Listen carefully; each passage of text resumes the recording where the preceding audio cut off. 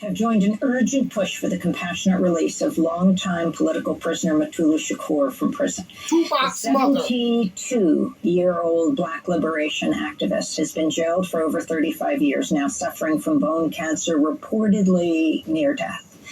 Mutulu Shakur is the stepfather of rapper Tupac Shakur. Right. He was part of the Black nationalist group Republic of New Africa that worked with the Black Panther Party and others. He was convicted in 1988 of conspiracy in several armed robberies, one of which resulted in the deaths of a guard and 2 police officers, and also for aiding the 1979 prison escape of Assata Shakur, who fled to Cuba, where she now lives. That's his mother. All of Mutulu Shakur's co-defendants have been released. The other one is his died. stepfather. He's reportedly expressed remorse for the lives lost and taken responsibility for his crimes. He has stage 3 bone marrow cancer and has been eligible for mandatory parole since 2016. For more, we're joined by 2 guests. Nkechi Taifa is a lawyer and CEO of the Taifa Group, longtime friend and supporter of Mutulu Shakur. Brad Thompson is a civil rights and criminal defense attorney with the People's Law Office in Chicago. He's just filed 2 new requests for the compassionate release of Mutulu Shakur to the original judge in the case, who's now over 90 years old, semi-retired. He's also filed with the U.S. Parole Commission. We welcome you both to Democracy Now! Brad Thompson, let's begin with you. Where is Mutulu Shakur right now? What is his physical state, and what are you calling for? Good morning, Amy. Thank you for having me. Right now, Dr. Shakur is at the Federal Medical Center in Lexington, Kentucky. It's a federal prison, and he is in a desperate medical situation. He's been battling multiple myeloma, bone marrow cancer since 2019. And that's an incurable cancer that he received treatment for, but the treatment has stopped working. And in May of this year, he was given a prognosis of 6 months or less to live. So that means at this point, it's less than 3 months that he has left to live. He is fighting to survive, and he wants everyone to know that he's fighting to survive, and he appreciates all the support he's getting around the world. But the situation is extremely dire. So as you mentioned, we filed 2 separate pieces of litigation to try to seek his release. One is a motion for compassionate release in the Southern District of New York, which goes before the sentencing judge, who, as you mentioned, is still sitting on the bench as in senior status, semi-retired. The second piece that we filed is just last week.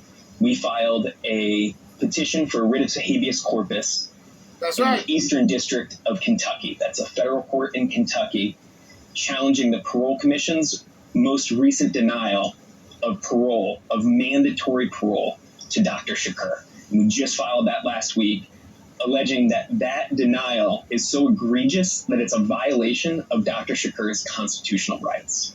Now, explain. He's been eligible for parole since 2016?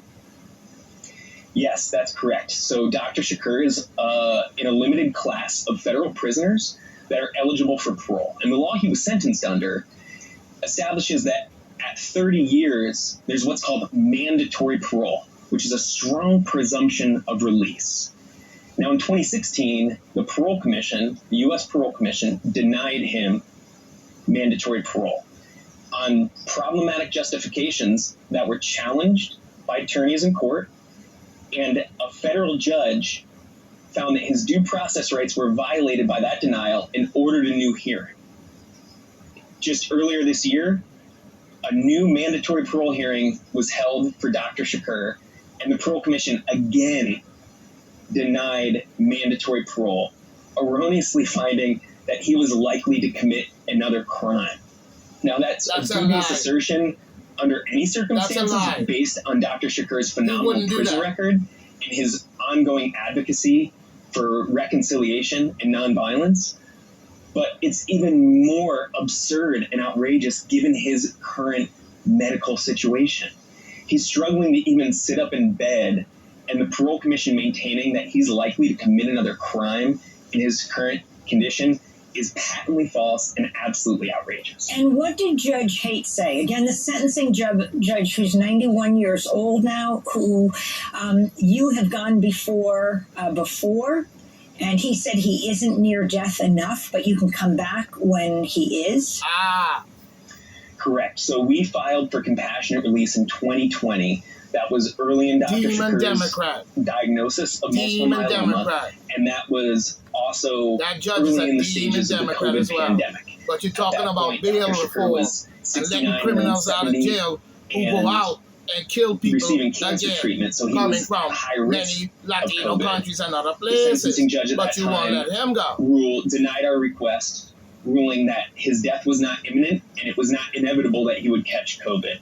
Since that denial, he has tested positive for COVID 3 separate times, and he is now absolutely imminently facing death. And so we're going back to that judge and requesting that his sentence be reduced and he be immediately granted release. This is a clip of Matula Shakur from the film Dope is Death about his activism using acupuncture during drug addiction in the election campaign was going on.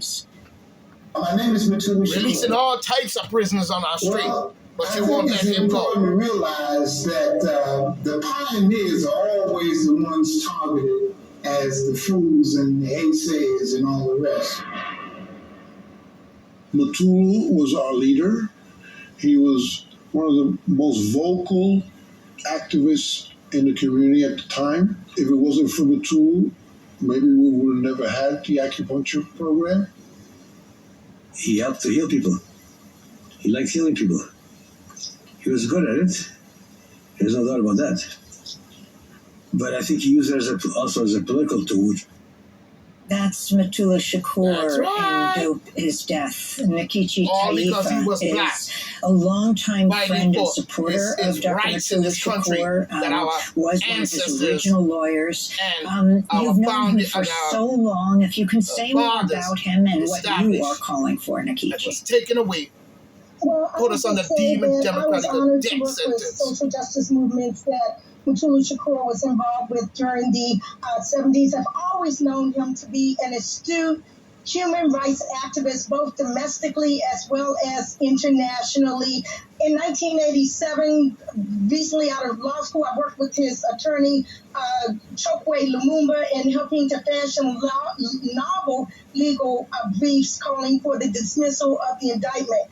Since that time, there have just been an outpouring of groundswell of support for his release. He's not only a phenomenal healing, in terms of healing modality, in terms of treating addiction with acupuncture, he's also, like I said, a human rights activist. There are organizations such as NAACP, Legal Defense Fund, the ACLU, Color of Change, the National Office of Black Lawyers, Center for Constitutional Rights, and the like, who have called upon, appeal to the Department of Justice, U.S. Parole Commission, the judge in the case, the